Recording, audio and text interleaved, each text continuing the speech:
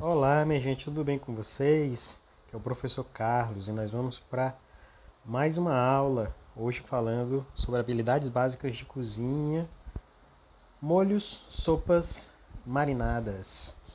Ervas e especiarias eu vou deixar dois vídeos para vocês que eu acho melhor vocês verem os vídeos porque eu não tenho as ervas e as especiarias todas aqui em casa e não tem como eu mostrar para vocês, tá bom?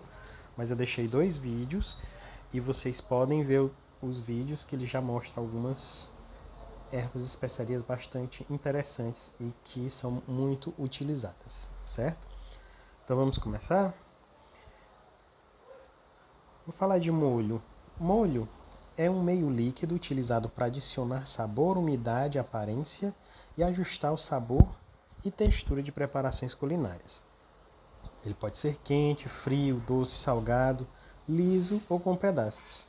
Inicialmente, os molhos surgiram da necessidade de salgar, temperar por igual um alimento, mas depois eles passaram apenas a umedecer e complementar as preparações, chegando até ser mais importantes que o próprio alimento. Os aspectos de um bom molho são sabor, umidade, riqueza, né, se ele é nutritivo ou não, né, e um apelo visual atraente. Claro que você vai querer comer um molho se ele for bonito, também for bonito, né? A maioria dos molhos podem ser preparados com antecedência, resfriados e armazenados adequadamente.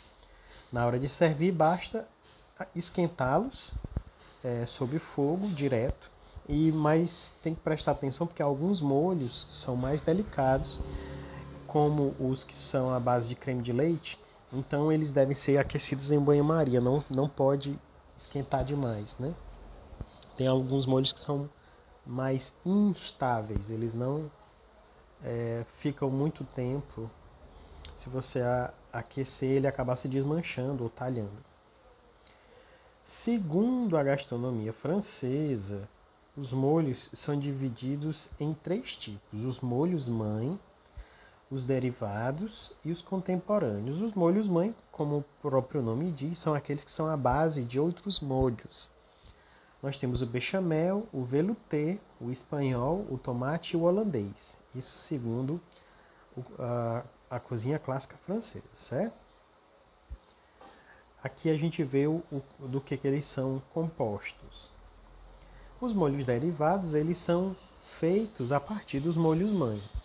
E os molhos contemporâneos são molhos diferentes, eles são mais recentes e eles não seguem uma técnica específica.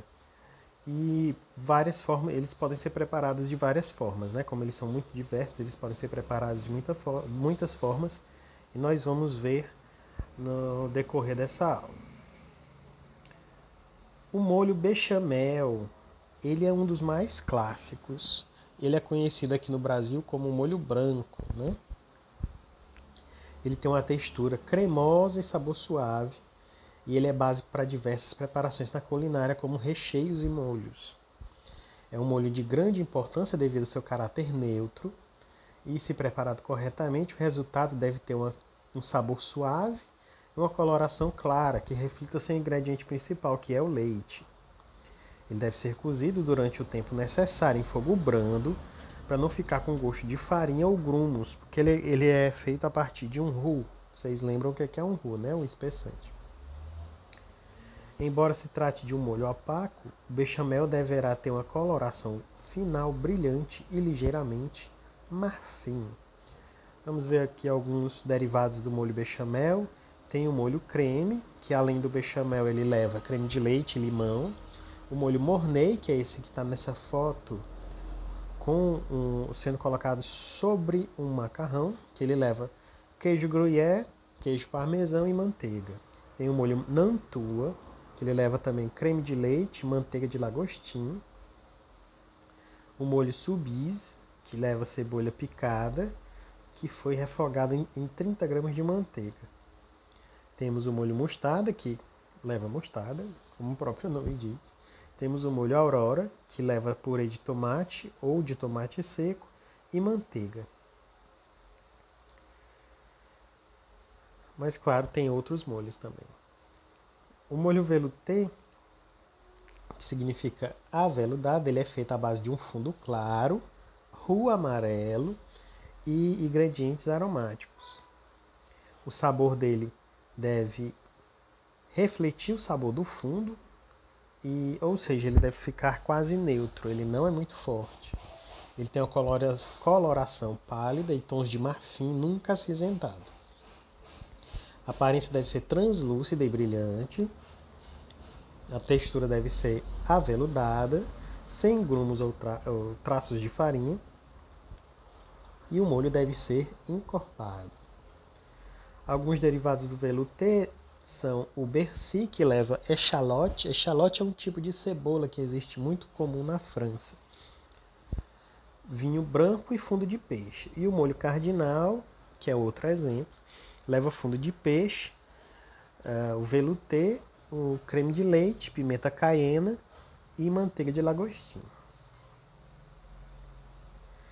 O molho espanhol, ele realmente é utilizado como um molho base. Ele não é servido só ele, entende? Ele é usado principalmente para fazer o demi-glace. E o demi-glace, sim, é muito importante para diversas outras preparações. E o demi-glace é feito com molho espanhol, um mirepoix caramelizado, né, refogado até ficar caramelizado, e um pouco de purê de tomate, né, um pinçage, que é uma porção de purê de tomate. Os molhos derivados do espanhol são o demi-glace, como nós já falamos, aqui tem uma foto dele. Tem outros derivados, que é o bordelaise, que leva também vinho tinto, echalote, que é aquela cebola francesa que a gente falou, folha de louro, pimenta preta, né, pimenta do reino preto e manteiga. Tem o molho chateaubriand, que leva vinho branco, echalote, gota de limão, pimenta caiena, manteiga e estragão picado. Estragão é uma erva, é um tipo de erva muito comum na Europa. O molho madeira, que é feito com o demi-glace fervido e reduzido, e vinho madeira. O molho de tomate é um molho que não tem uma receita clássica pronta. Existem várias formas de fazer um molho de tomate. Algumas versões usam azeite de oliva como gordura. Isso é uma cozinha italiana, mais do sul da Itália. E em outras é feito com gordura de porco, né? Banha de porco, que é na França, na cozinha clássica francesa. A textura é mais rústica que a dos outros molhos mãe, e quando cozido propriamente, ele tem uma coloração vermelha intensa e um leve brilho. Aparenta sabor forte de tomate, sem acidez excessiva, e pode ser acrescido de outros ingredientes para que haja uma complementação de sabor, dando sempre ênfase ao tomate. E tem muitas variações, né? Tem o molho bolonhesa, que leva carne moída, tem o molho à puttanesca, que leva alcaparra, azeitona, alite, enfim, existem vários tipos de molhos de tomate. E entre os melhores tomates, né, se destaca o tomate italiano, que é esse aqui, que ele é um pouco mais comprido, tem menos sementes, tem muita carne, e por isso que ele é muito bom para fazer molho de tomate. Ele não é muito difícil de encontrar aqui em Teresina, não. Vou falar agora do molho holandese. O molho holandese ou holandês, ele é feito a partir da manteiga clarificada, que você pega a manteiga, bota para derreter e deixa cozinhar e vai retirando a parte da espuma, né, que vai se formando. Com essa manteiga clarificada você usa gemas, algum agente ácido, pode ser vinagre, limão, sal e pimenta. E o molho holandese, ele ficou famoso porque ele ajudou a deixar, a se transformar, né, os pratos à base de ingredientes como vegetais e peixes. Eles ficavam mais especiais com o holandese. Ele pertence ao grupo de molhos emulsionados, ou seja, ele é feito basicamente com uma gordura e um ácido misturados, e ele toma uma outra textura. Ele é um molho bastante frágil, por não se tratar de uma verdadeira mistura, e ele pode talhar, ele pode se separar facilmente. Ele, quando pronto, ele tem uma mistura, ele é uma mistura aveludada e macia, com a coloração ligeiramente amarelada e um sabor marcante de manteiga um pouco ácido. Alguns molhos derivados do holandês, temos o béarnaise, que leva echalote, que é aquilo que a gente já falou, a cebola francesa, né? Estragão, a erva.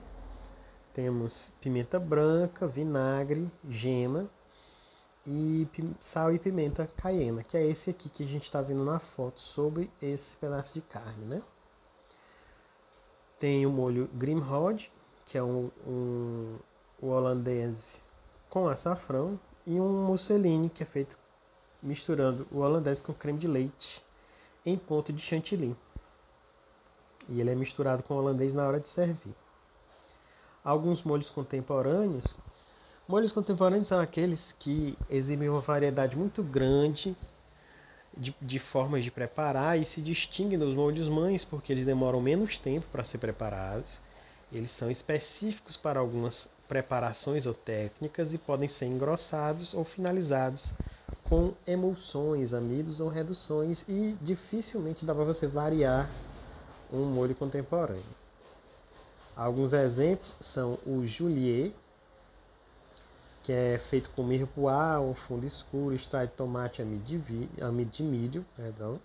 Tem o beurre blanc, que é vinho, vinagre, echalote, que também é chamada de chalota, é aquela cebola francesa, a pimenta do reino, manteiga e creme de leite, que é opcional, e limão. Tem a manteiga composta, que é quando você mistura manteiga com ervas, especiarias, casca de fruta, né, alho, e bota para servir com torradas. É isso aqui é um exemplo de manteiga composta. Temos os coulis, que é um purê de legumes ou frutas aquecido no banho-maria e cozido em fogo lento, que no final pode ou não receber manteiga ou creme de leite. É usado tanto em pratos doces quanto salgados. Alguns exemplos de molhos contemporâneos: nós temos a compota, que é feita com legumes ou frutos, geralmente banhados em uma calda, azeite ou vinagre com ervas ou especiarias. Temos o chutney. O chutney tem origem indiana e parece uma geleia ácida e com muitos temperos, né? Pode ser feito com fruta ou vegetais, que são cozidos no vinagre, açúcar e especiarias. Tem o relish, que é um molho agridoce, cru ou cozido, preparado a partir de legumes. Ele tem como característica principal o acento ácido. O vinagrete, que é diferente. O vinagrete dessa cozinha clássica francesa é diferente do vinagrete que a gente conhece no nosso dia a dia, que é a mistura de pimentão, cebola e tomate, né? O vinagrete, ele é uma emulsão, ou seja, você mistura ácido e óleo e bate, e ele vai virar um líquido que nem é o ácido nem é o óleo, é uma outra coisa, é um terceiro produto. E geralmente ele é feito com vinagre, azeite, sal e pimenta, e vira um molhinho diferente. O vinagrete, se ele é feito com azeite e limão, ele é chamado de citronete, porque citron é como se fala limão em francês. Também tem as infusões de óleos, que podem ser considerados molhos, né, que são óleos aromatizados com ervas e especiarias. Agora vamos falar de sopas. As sopas são preparações líquidas ou semilíquidas, com aroma, sabor e valor calórico variável. Geralmente são servidas como entrada, como prato principal, ou até mesmo como parte de um serviço de coquetel.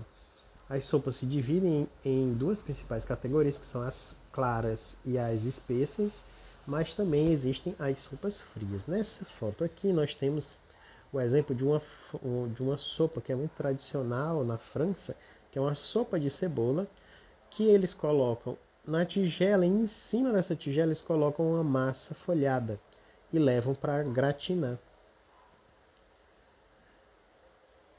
Ela é muito tradicional. Então, as sopas claras são aquelas que não têm espessante e são feitas a partir de um fundo. A esses líquidos são adicionados os outros ingredientes, né, como legumes, folhosos, carnes, embutidos, macarrão e grãos, e esses ingredientes é que vão definir o sabor das sopas. As sopas espessas têm como base um bechamel, já é diferente, né? A sopa clara tem como base o fundo, a sopa espessa tem como base o bechamel ou o velouté, ou um fundo, mas sempre com uma textura mais espessa, cremosa e homogênea.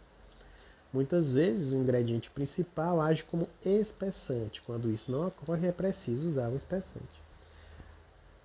O que isso quer dizer? Por exemplo, se a gente vai fazer uma sopa de batata e quer que ela fique espessa, você pode fazer com bechamel ou com o velouté, colocar a batata, cozer a batata e deixar que a batata engrosse a sopa, certo? Essa é a mesma coisa você pode fazer com abóbora, com algum ingrediente que ajude a engrossar o caldo. Então ela vai virar uma sopa espessa. Ao invés de sopa clara, ela vira uma sopa espessa. As sopas frias, elas podem ser cozidas ou cruas, mas elas sempre são servidas frias ou geladas. A gente vai falar aqui sobre as sopas claras e um dos exemplos é o consomé. O consomé é um fundo clarificado com a adição de claras de ovo em cozimento lento e longo. É fortificado com acréscimo de mirepoix e carne moída, o que definirá seu sabor final.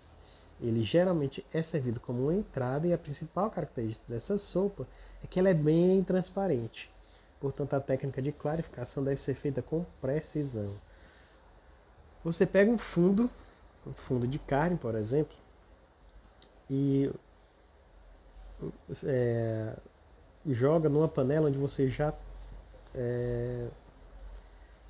passou um mirepoix, você fritou o mirepoix até ele caramelizar, você coloca o fundo, depois coloca a carne moída e deixa aquilo ferver. Você bate claras em neve e joga na panela, e todas as impurezas e a carne e tal vão se agregando e se juntando nessa clara. Então, depois você retira a clara com tudo que ficou grudado nela, a clara em neve, e coa a sopa. Então ela vai ficar muito clara e vai ficar bem transparente. E isso é o consomé.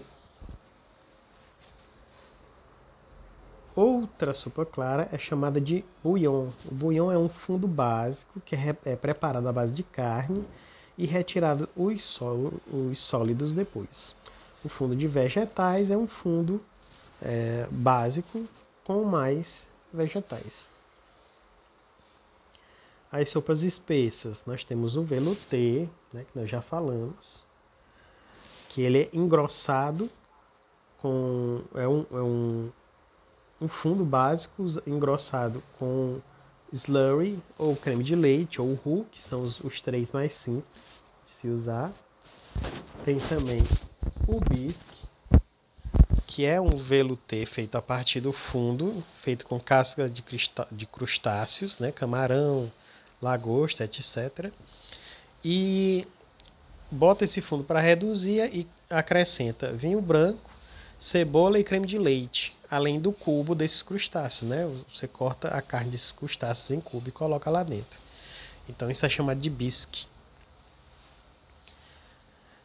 A sopa creme ela é feita com velouté, o bechamel e o ingrediente principal que após cozido é processado e coado, levando ao fogo outra vez para espessar naturalmente, finalizado com creme de leite ou liaison. a gente for fazer uma sopa creme de cebola, por exemplo, você pega e faz um bechamel ou um velouté, coloca a cebola dentro dele, deixa ferver, depois bate e peneira, coa, né? E leva para ferver novamente e finaliza com creme de leite ou liaison, que é aquele agente espessante que nós vimos na aula passada. O purê, a sopa purê, ela é feita quando o ingrediente principal é cozido em um fundo e depois você processa essa sopa toda. Você passa ela no liquidificador, no mixer e aquele produto que você colocou para cozer espessa todo o líquido. Aqui nós temos os exemplos das sopas espessas, nós temos os potages, que é o fundo básico, acrescido de legumes, feijão e massa.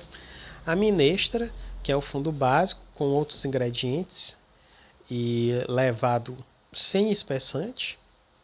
Um exemplo é a canja de frango, né? Nesta sopa, a minestra sempre tem alguma massa, arroz e macarrão, arroz ou macarrão e grãos como feijão ou lentilha. A garbure é uma sopa na qual todos os ingredientes são passados no liquidificador ou os elementos com amido são incluídos para que o produto seja mais encorpado que uma sopa clara de vegetais. As sopas frias, aqui temos dois exemplos, que é a vichyssoise, que é uma sopa feita à base de alho poró e batata e finalizada com creme de leite, ela é tomada gelada. E o gazpacho, que é de origem espanhola, da região da Andalucia, que é uma sopa de ingredientes crus batidos no liquidificador. Aí tem tomate, tem pimentão, tem pepino, pão, e ela é servida sempre gelada e bem temperada ela. Para encerrar a aula de hoje, nós vamos falar das marinadas. As marinadas são misturas de líquidos e outros elementos aromáticos utilizados para dar sabor a carnes, peixes, aves, vegetais. Elas são compostas basicamente de óleos, ácidos e aromatizantes. Não é interessante colocar sal na marinada, porque senão você vai forçar o alimento a se desidratar. O sal só deve ser colocado quando você já estiver perto de levar para o preparo propriamente dito. As carnes mais delicadas, como as de peixe, devem ter uma marinada rápida. E as carnes vermelhas, de caça e de sabor mais acentuado, devem ficar na marinada em um tempo maior, geralmente 24 horas. Então é isso, a aula de hoje fica por aqui. Eu agradeço vocês e nos vemos na próxima aula. Até lá.